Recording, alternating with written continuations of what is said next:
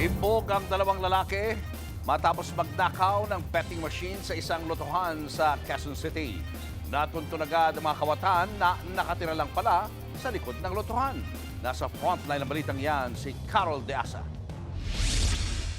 Laking gulat ng empleyado na ito ng isang Lotto outlet sa Quezon City nang mag-disappear ang mga betting machine nila noong Miyerkules. Agad siyang tumawag sa hotline 122 at inireport ang nakawan sa mga pulis. Una sa lahat, na-discover po ng empleyado pagpasok niya sa kanyang trabaho sa Lotto outlet at doon nakita niya na forcibly na nasira na yung padlock po. At pagpasok niya sa loob, na-discover niya na wala na yung Lotto betting machine.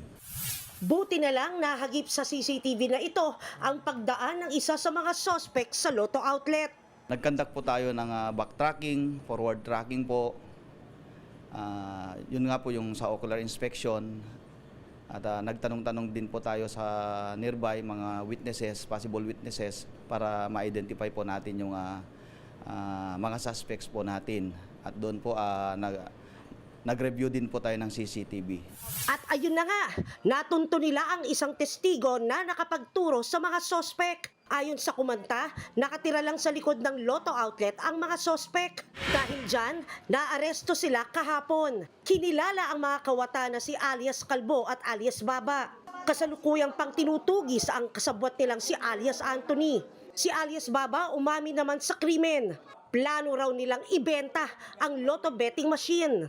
Nakabukas po yung yung Lotto shop. Gabing-gabi po, di po nakalak. Ngayon, yung mga gamit po, kinuha ko po dun sa may loob. Sa korte na lang po.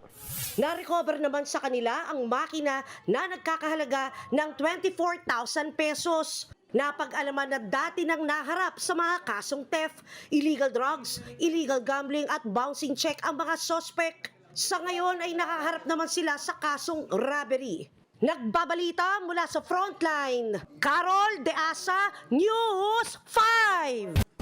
Mga kapatid, Julius Babaw po. Para sa komprehensibo at makabuluhang balitaan at talakayan, mag-follow at mag-subscribe na sa social media pages ng News 5.